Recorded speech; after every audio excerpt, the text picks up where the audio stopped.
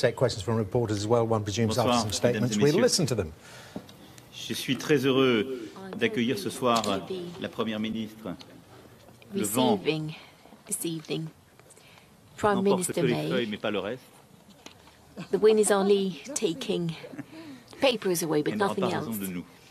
Je suis très heureux donc d'accueillir So I'm Theresa extremely May pour pleased to be un dîner de travail que nous avons eu receiving avec Prime Minister May, nos which has équipes et had a working dinner ministres together de with our l'Intérieur. staff and all Quelques jours ministers of simplement, Home Affairs. après les élections Only a britanniques. few days after the British elections, and I'm extremely grateful to Mrs. May. Thank you very much for so quickly accepting my invitation to come to Paris, not only for this working dinner, but for the football match between our two countries in a few moments.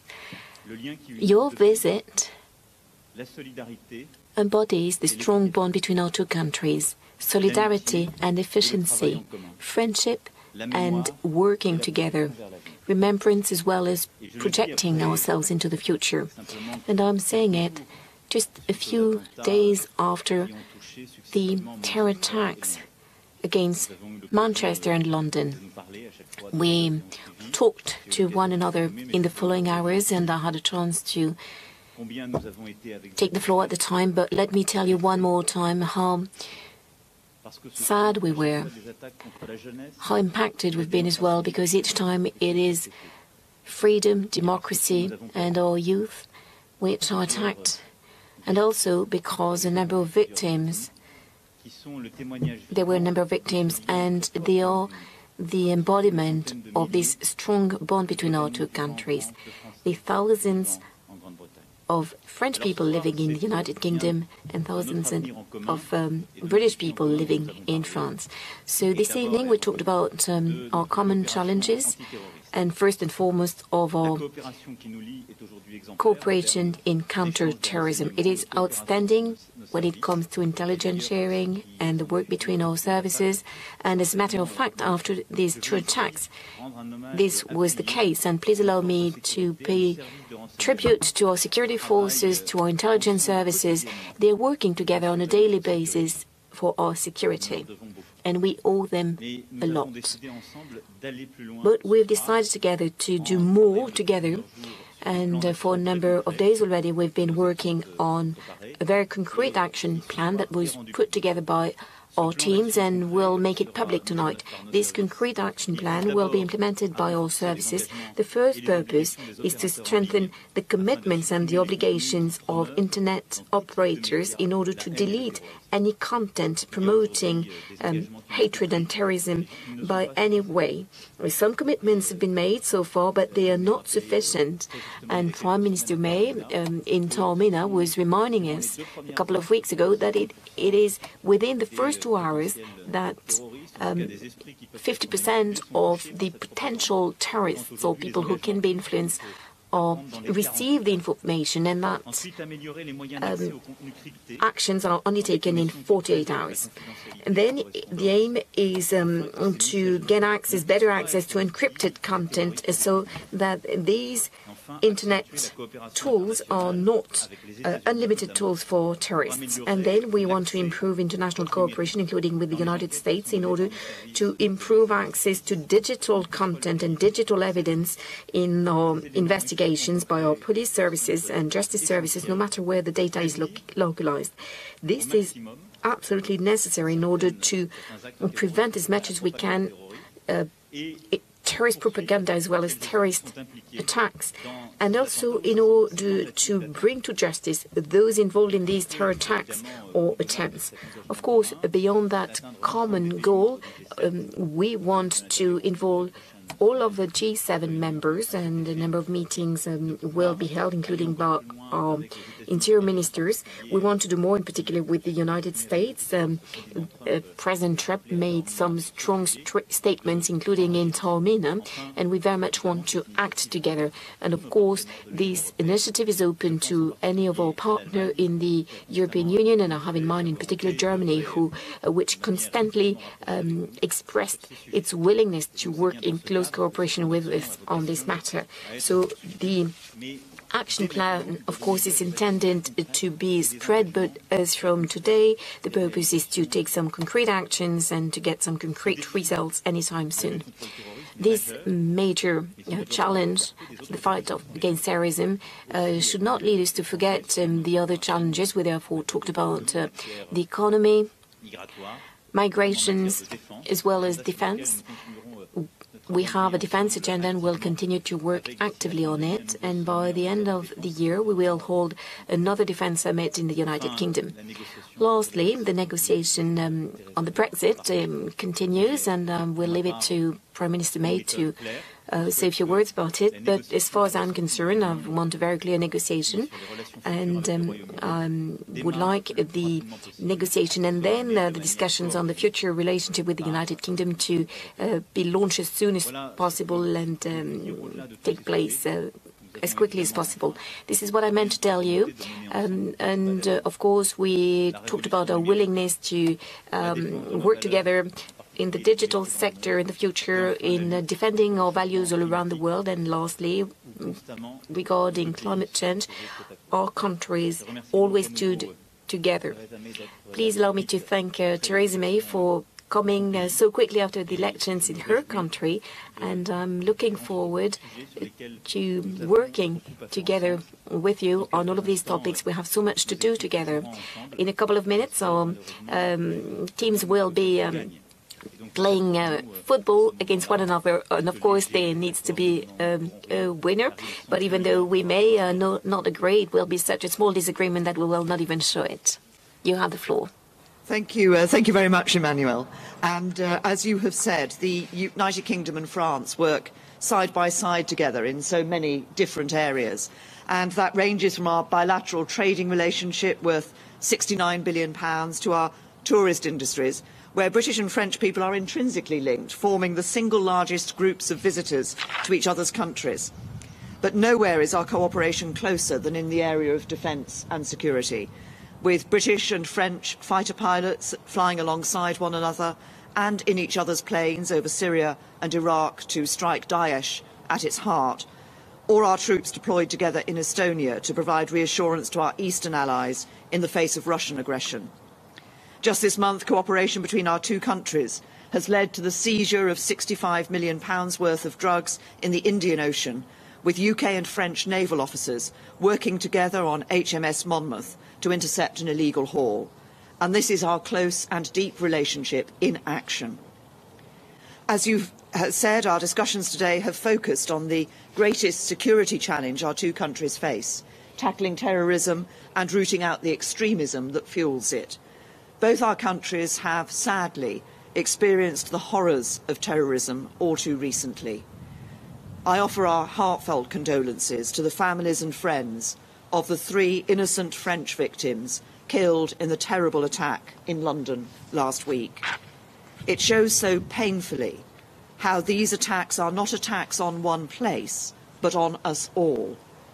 And a British man, Nick Alexander, of course, also tragically died in the Bataclan attack in Paris in November 2015. And I know you stand with us against this evil.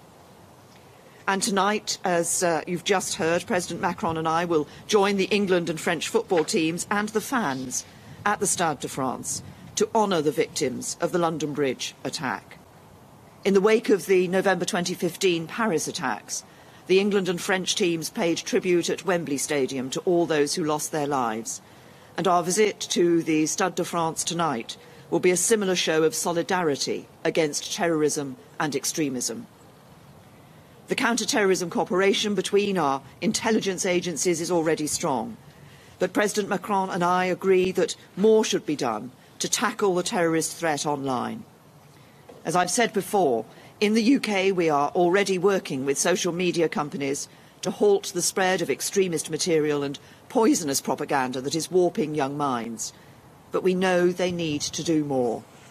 And today we can announce that the UK and France will work together to encourage corporations to do more and abide by their social responsibility to step up their efforts to remove harmful content from their networks.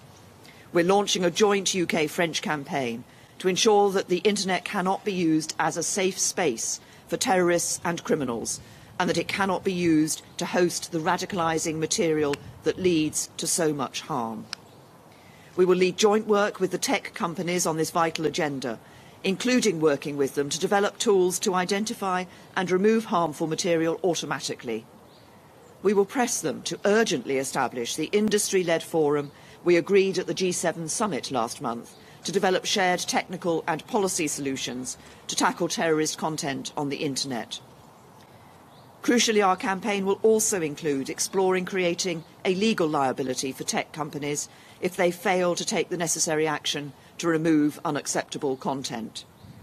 The Home Secretary and the French Interior Minister will meet in the coming days to drive forward this important work, and we are united in our total condemnation of terrorism and our commitment to stamp out this evil. Finally, on Brexit, we have been very clear that we want to maintain a close relationship and a close partnership with the EU and individual member states into the future, including in the areas we've discussed this evening. And I confirmed to President Macron that the timetable for the Brexit negotiation remains on course and will begin next week. So thank you, Emmanuel, for our very constructive discussions this evening. Thank you. Thank you. Michel Rose de Reuters. Monsieur le Président, Madame la Première ministre, vous aviez dit, Monsieur le Président, lors de votre visite on the occasion of your visit to Downing Street in February, you said an exit is an exit. Do you think today that this exit will be any softer? Do you think that the outcome of the elections in the UK mean it's going to be a soft rather than a hard Brexit? I believe that Prime Minister May is in a better position to comment and to answer this question in detail, but let me tell you what my own position is.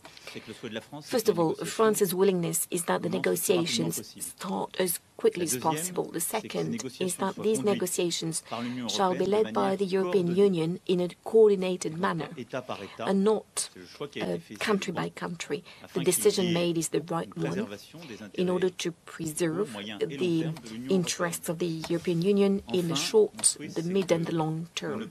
Lastly, my wish is that we do not spend all of our energy to talk about the technicalities of the Brexit, but that we continue within the EU and the Eurozone to continue to talk about the future programs that we need in order to do more. And then between our two countries, we continue to work together on a bilateral agenda as shown today, where we have so many common challenges. Prime Minister now has the floor in order to talk about the consequences of the vote in the United Kingdom. Well, thank you very much. I think there is a unity of purpose among people in the United Kingdom. It's a unity of purpose, having voted to leave the EU, that their government gets on with that and makes a success of it. And we are committed to developing a deep and special partnership with the EU. We want the EU to continue to remain strong, and we want to continue to cooperate. We want to develop that deep and special partnership on matters relating to trade. But as we've heard, the issues we discussed tonight on security are also issues on which it's important for us to cooperate in the future. And I believe that with the good process that has been set out by the EU for those negotiations, which start, as I have said, next week, and with the willingness and intent on both sides to build that future partnership, then we will see an arrangement for Brexit that will be in the interests not just of the United Kingdom, but of the remaining 27 member states of the European Union. Thank you. Matt Fry, Channel 4 News. Prime Minister, you talk about a unity of purpose, but the former Prime Minister, your former party leader, John Major, has effectively accused you today of endangering peace in Northern Ireland by clinging to power with a coalition deal with the DUP. What is your response to that? And if I may, Monsieur le Président, you said an exit is an exit, but the German finance minister, Wolfgang Schäuble, said today that if Britain changed its mind for some reason, the door would be open to remain in the EU. Do you agree with him? Shall I take the first? On the first point that you raised, Matt, we as a government remain absolutely steadfast in our commitment to the Belfast Agreement and the subsequent agreements, and we continue to work with all the parties in Northern Ireland and with the Government of the Republic of Ireland in ensuring that we can continue to put in place those measures necessary to fulfil those agreements. As you'll be aware, there are discussions now continuing to take place on the formation of the Northern Ireland Executive and our intent on enabling the parties to work together to ensure we can see that executive being reformed and a devolved administration continuing in Northern Ireland is absolute. What we're doing in relation to the talks that we're holding, the productive talks we're holding with the Democratic Unionist Party, is ensuring that it is possible to, with their support, give the stability to the UK government that I think is necessary at this time. We stand at a critical time with those Brexit negotiations starting only next week. I think that stability is important. We have worked as a party with the DUP before, and those are productive talks. The intent is to ensure that we have the stability of government in the national interest. Pour ce qui est de votre question, monsieur, je peux parler en anglais, je l'ai fait quelquefois. Yes, I can speak Dans une conférence de English. I presse, did c'est de so parler en at français, press sinon je conferences, m'attirerai but la I think I polémique should inutile. Et je continue défends to la langue speak française. French, otherwise there will be some controversy, and of course I also support the French language.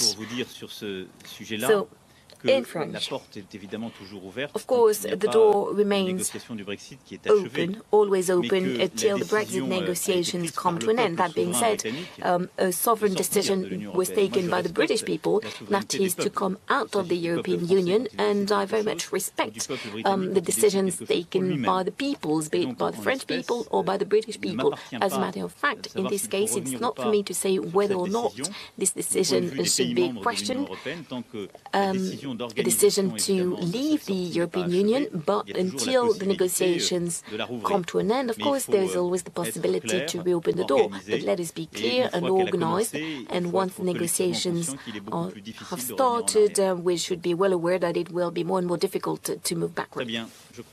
Thank you. I think there's one thing we do not have control over, that's the start of the match, so we therefore have to leave in order to go to the Stade de France. Thank you. Voilà.